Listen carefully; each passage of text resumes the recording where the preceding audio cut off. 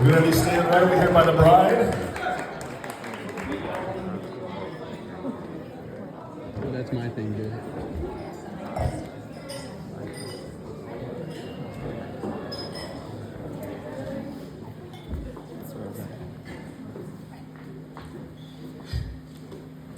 Hi everyone. For those of you who don't know me, you must not know Erin's full life story. But I'm Emily, and Erin's maid of honor tonight, and also her niece. But since we were born just 3 months apart, we've always been more like sisters. Explaining our family tree to people who look at us like we have 12 heads. From the moment I met Erin at the ripe age of 3 months old, our family seemed to know we'd always be side by side. Even then, before we could talk or walk, we were each other's first friend and somehow already each other's person. We always said we knew one day I'd be standing right here as her maid of honor. But we just had that kind of bond. During those times, I didn't know who she'd marry, but I did know I would be the one handing her tissues and champagne as soon as it happened. If you knew Erin and I growing up, you'd know things were rarely calm. Playing Barbies for hours, spying on her brothers, giggling until we got in so much trouble that we were banned from seeing each other for a while, which of course only made us more determined to hang out again. We were always finding excuses to see each other, our favorite being our so-called lemonade stand business. In reality, it was just a setup to get our moms to make us ice-cold lemonade, set up a table outside where we could sit with a little bit of privacy and talk about whatever schoolyard drama was happening that week. Looking back, it was never really about selling lemonade. It was always about us being together.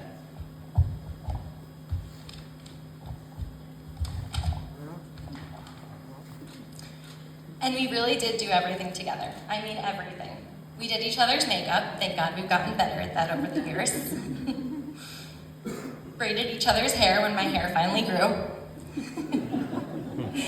And plucked each other's eyebrows. And when one of us messed something up, like when Erin accidentally shaved off half my eyebrow, I insisted a matching look. That's the kind of loyalty we're talking about. And for a long time, I didn't think anyone truly deserved Erin's loyalty and love, except for me. That is until I met Adam. From day one, Adam showed he was different. He's got a lot of green flags. He's kind, funny, and patient. But let's be real, his very first green flag was being a Buffalo Bills fan. Now in our family, that's the ultimate test of character, because if you can stay loyal through heartbreak, blizzards, and playoff pain, you've proven you can handle commitment, and you can stick around when things get hard.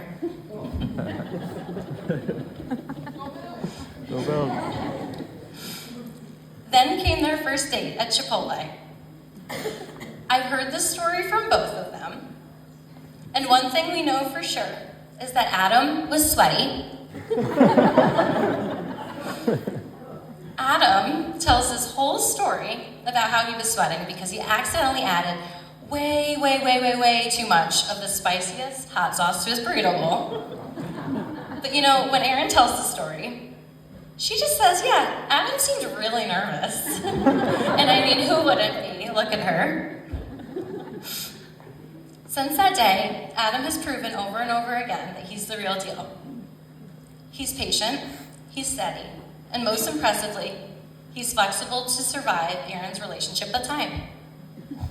That man has mastered the art of waiting gracefully. He doesn't just accept that Erin will be late, he adapts, tells her to be ready 2 hours earlier, smiles, and still tells her she looks amazing when she's finally ready to walk out of the door. That's not love. That's the kind of patience that builds a lifetime. Adam, you bring out the calm in Erin's fire, the laughter in her serious moments, amazing dance moves, and the balance that allows her to shine. You don't just love her, you understand her in the quiet ways that matter most. You've become her safe space, her partner, and her biggest cheerleader all at once. And Erin, you found someone who not only matches your humor, your loyalty, and your heart, but one who cherishes those exact things about you. When I think back to those early years, the Barbie marathons, the giggling fits, and the trouble we got into, and those long lemonade business meetings in the driveway, I realized we were already learning what it meant to fully show up for someone, no matter what, and to love someone to their entirety. And as someone who's been on the receiving end of that kind of love and loyalty from Erin my whole life, I can tell you, Adam, it's a rare and special thing. It's steady, it's wholehearted, and it changes the people lucky enough to feel it. And I think you already know exactly what I mean because you've had the joy of experiencing it too. You've already started building a beautiful life together, one filled with laughter, adventure, and of course, your handsome kitty, James, also known as Jimmy, who couldn't be here tonight. Adam takes care of the litter box and the feeding, while Erin handles all of the cuddles and affection. It's really the perfect balance. And honestly, if that's any indication of how you'll handle anything else that life throws your way, you'll both be in very good shape.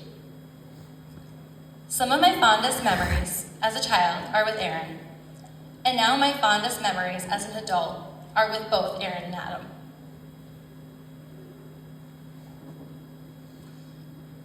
Watching the two of them together has really been one of the greatest joys in my adult life, and it fills me with so much gratitude to see how beautifully their love has grown.